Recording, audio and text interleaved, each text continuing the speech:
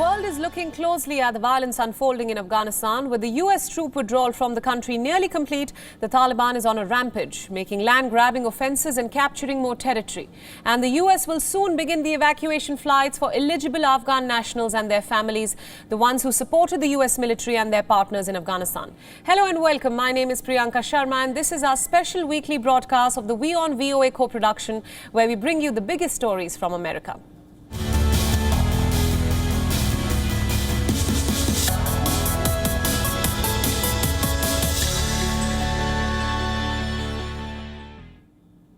Let's now get started with our special weekly broadcast of the WION-VOA Co-Production, where we look at some of the biggest stories coming in from America. Now, the US will soon begin the evacuation flights for eligible Afghan nationals and their families who supported the US military and their partners in Afghanistan. Operation Allies Refuge, flights out of Afghanistan for special immigrant visa applicants who are already in the pipeline, will begin in the last week of July. Afghan interpreters were invaluable to American troops during 2 decades of war. And now that the US forces are pulling out, Afghans who aided Americans fear for their lives. As the US government processes thousands of visa applications to allow them to emigrate, VOA's Carolyn Presutti has this exclusive story of 2 former interpreters who say that their life is in grave danger. Take a look. Haji could be here, or he could be here, or here. He moves from city to city for safety from the Taliban. For 11 years, he worked as an interpreter for U.S. Special Forces, braving firefights across Afghanistan, as he told VOA via Skype. In Logar province, in Kabul, a lot of these places, Nuristan, Kunar, Nangarhar province. Haji, the name we use to protect his identity, has U.S. awards for his shrapnel wounds and for saving the lives of 2 Army captains. They saved me, I saved them, because we are teammates. In 2010, the Taliban kidnapped Haji's 9-year-old son because of his job and asked for ransom. They know I'm working with the American forces, and they are infidel, and you are also infidel because you are working with them and you providing all kind of help to them. The Afghan police rescued his son a few weeks later in a gun battle with his kidnappers. He says they killed an older son a few months ago. Now Haji is trying to save his own life after cell phone threats from the Taliban. They tell me they know my place, where I'm staying, and they were coming after me. Haji applied for a special immigrant visa, an SIV, more than 3 years ago. The embassy told him processing is delayed. President Biden said this about interpreters like Haji. There is a home for you in the United States, if you so choose, and we will stand with you just as you stood with us. But the process is so complicated. Ismail Khan came to the United States on an SIV 7 years ago. He was an interpreter alongside Haji, seen here on the right, whom he nicknamed GPS when he spoke to VOA on Skype. He knew where to go, what route to take, what would be the easiest, where are possible places for them to ambush us, to make sure that they are alert. He tried everything to make sure that his team survive and be successful. But Khan worries for his former colleague. They are after him. He's gonna get killed if he doesn't get out.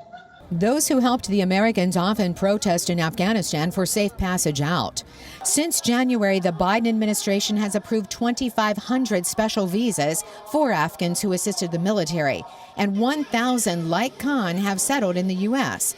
But there are many still there, including an interpreter we will call James. And they're about to take over. James has been denied the special visa because he cannot provide paperwork proof of his employment. It's really scary. It's really scary because brutal Taliban, they never forgive us. James told VOA that fears for his safety and that of his family keep him awake at night. And like Haji, he worries what will happen after the complete withdrawal of U.S. troops on August 31st. Carolyn Presutti, VOA News.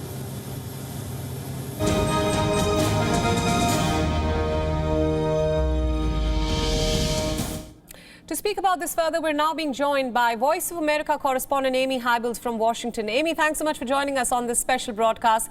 How close is the Biden administration now to achieving its goal of ending America's longest-running war? Well, U.S. Central Command provided an update this week. They estimate that so far they've completed more than 95% of the entire withdrawal process, but the August 31st end date still stands, apparently. Now, on Monday, the top U.S. general in Afghanistan, General Austin Scott Miller, officially stepped down from his post, his departure coinciding with the end of America's involvement in almost 2 decades of war in Afghanistan. This doesn't end their support of the country, however. The U.S. Defense Department has promised to support the military financially. They've also promised to send them another 37 Black Hawk helicopters and 3 additional fixed-wing aircraft. They're also going to help them with aircraft maintenance from outside of the region. Now, from a historical standpoint, remember, it was former U.S. President George W. Bush who sent the troops in to Afghanistan back in the year 2001. They were sent there to rout out Al-Qaeda that was operating terrorist camps in the country shortly after the terrorist attack in the U.S. on September 11th of 2001. Now, Mr. Bush said in an interview this week that he thinks it's a mistake for the U.S. troops to be pulled out right now. He says he worries about the Taliban, that if they come back to power, what that will mean for women and girls in the region, as well as for those that helped out the U.S. and NATO forces. Right. Amy, my next question for you. The UN Refugee Agency warned on Tuesday that Afghanistan is on the brink of another humanitarian crisis as the conflict continues to unfold. What does this mean for Afghanistan and other countries in the region?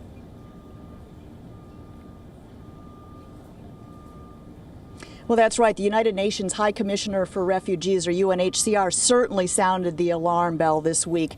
They estimate that there are 270,000 Afghans who have been displaced within their own country just since January.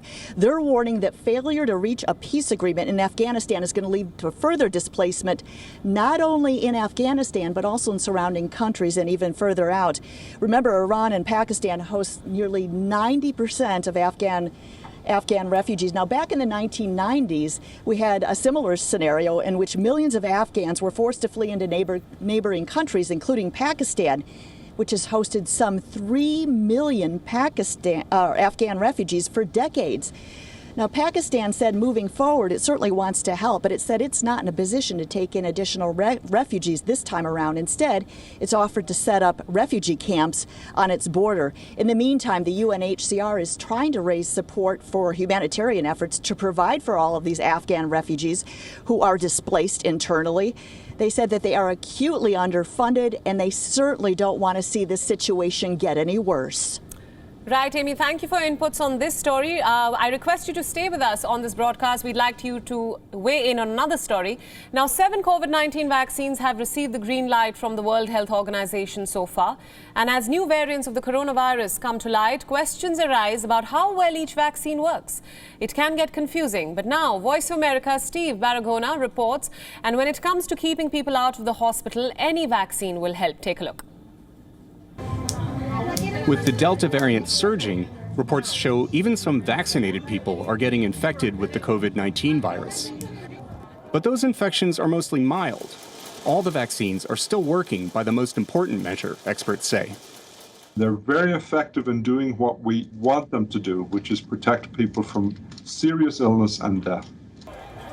A rash of infections in Israel raised concerns recently that some vaccines are weaker against the Delta variant. But Powderly tells VOA the shots are preventing the worst cases, as a surge in his home state of Missouri is showing.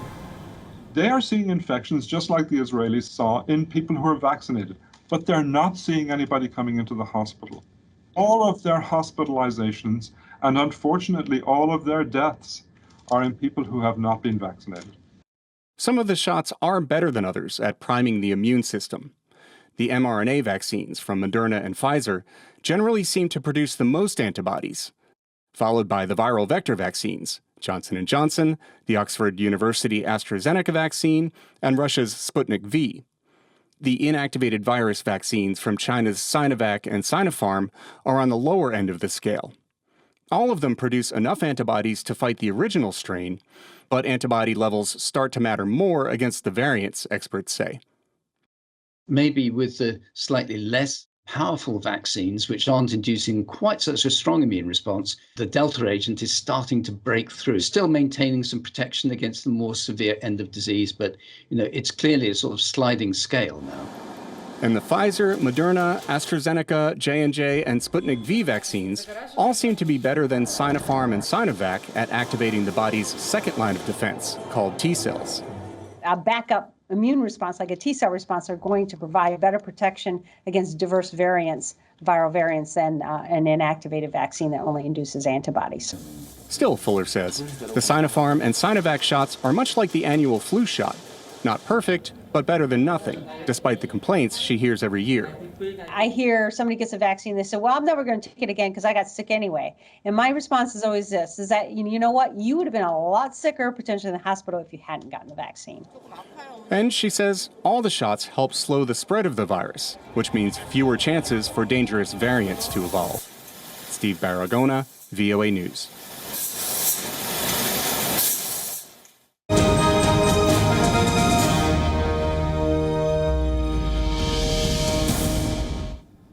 We still have Voice of America's Washington correspondent Amy Hybels with us on this special broadcast. Amy, since Americans now have access to the mRNA vaccines from both Moderna and Pfizer and the viral vector vaccines from Johnson & Johnson as well, why is the U.S. now seeing a rise in COVID cases yet again?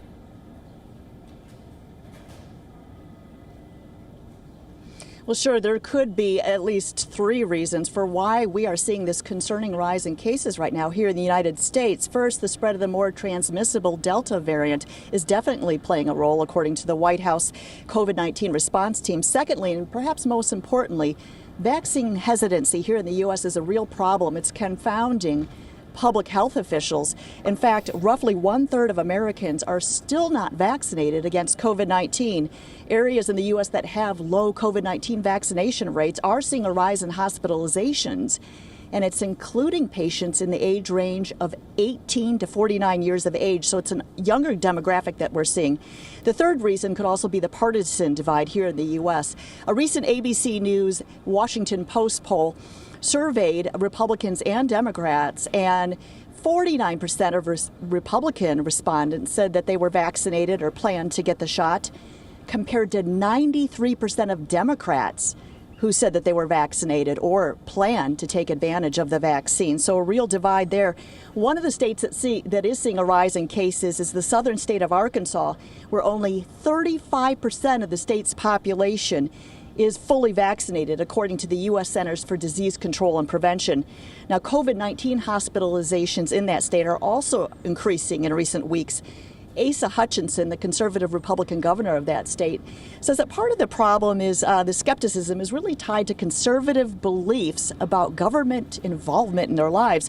He says the way to overcome that skepticism and mistrust is with the truth, and by telling folks about the importance of the vaccine and keeping the community and the state healthy, and therefore the nation more healthy. The challenge, of course, is getting people to buy into that.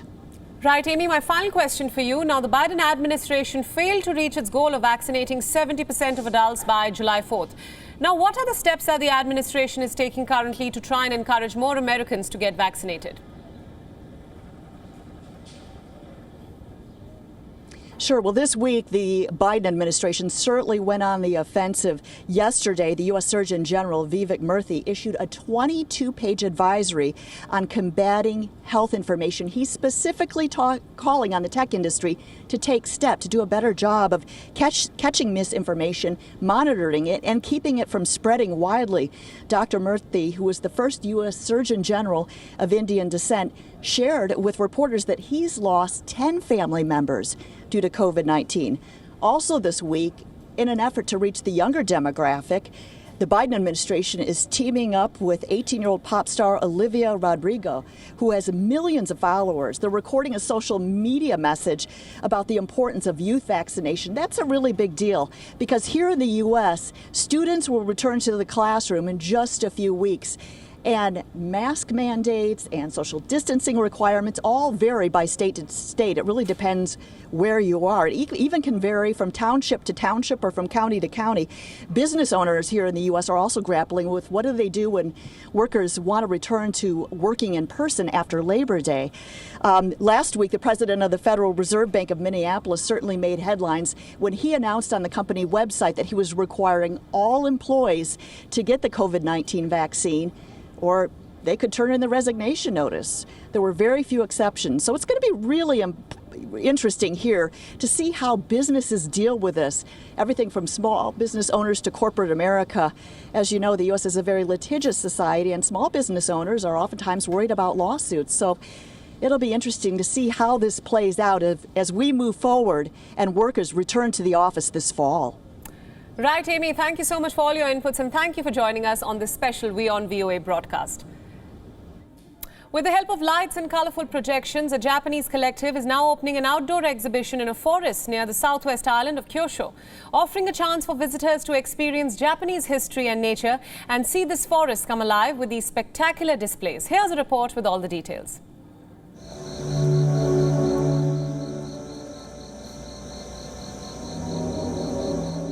This is the Mifune-yama Rock-in Park, popular for its azalea in the spring.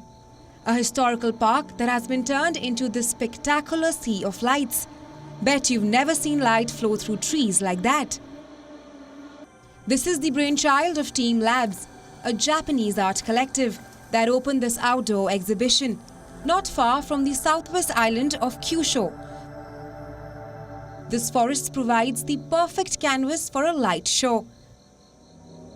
Established in 1845, Mifune-yama Rock-in at the base of Mount Mifune in Takyo, Saga Prefecture, proved to be the venue for the theme, The Forest Where Gods Live. The thing is, sometimes people think it's a digital and nature is completely against each other. But in the same time, we think it's in the digital and the nature is quite easy to merge, because our paint is light, so we don't destroy of this nature itself. But we don't paint of this trees or it's a rock, and our paint is light, so it's daytime it's going to be disappeared. This magnificent park comes to life at night, with the azalea covered in screens and lights, colorful projections, dancing light displays, and painted rocks. Artists made sure that all the materials used were light and safe for the flora here. The lights flow through the forest seamlessly, an amalgamation of art and nature. Like at daytimes maybe ignored, but at nighttime it's become artworks.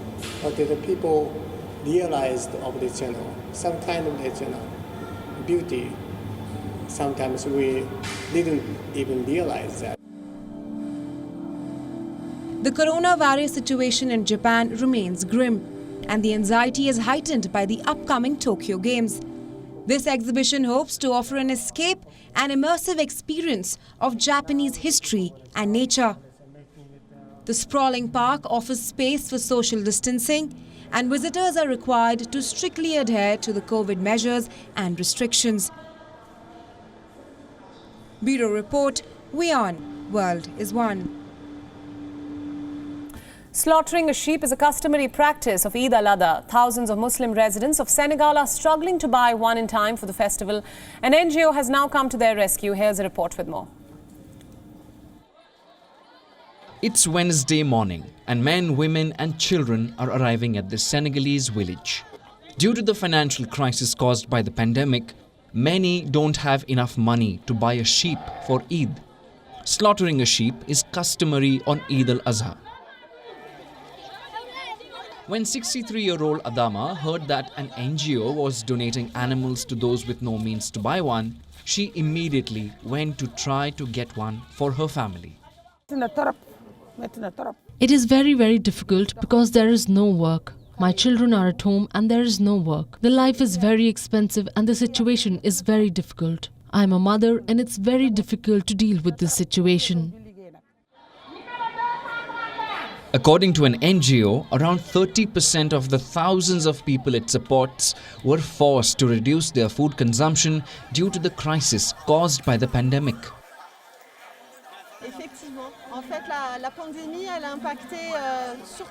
We realized that about 30% of families said they had to reduce their food consumption. In fact, we are already dealing with population that are very vulnerable. So in fact, for them to reduce, it means they will eat only once a day. The NGO plans to distribute around 2,000 sheep in the surrounding areas ahead of Eid al-Adha. The Baski is the most significant celebration in the Muslim majority country. I've prayed and I was not expecting to have a sheep. Only God knows how I feel after receiving it. Like me, it is the same for many others. During Tabaski, you have to buy sheep, clothes and even shoes for children. I don't even have the money to buy potato and onion to cook the sheep.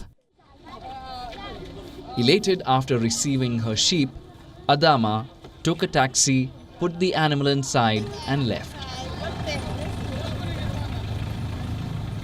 Now they will wait until Eid next week to slaughter and prepare the sheep and share it with family and friends.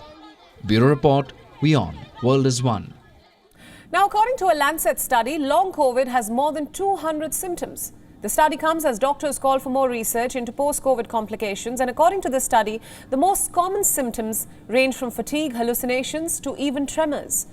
However, other symptoms were also noticed, and these include an itchy skin, changes in the menstrual cycle, sexual dysfunction, memory loss, and even diarrhea. The symptoms were identified in 10 organ systems. Patients experienced symptoms for at least 6 months. A patient experienced an average of 13 symptoms in a month. The research had more than 3,700 participants from 56 countries, and this is among the largest peer-reviewed study into how the coronavirus affects patients. However, the study has certain limitations. It was carried out through surveys, and researchers say that some of the participants may have misinterpreted their symptoms.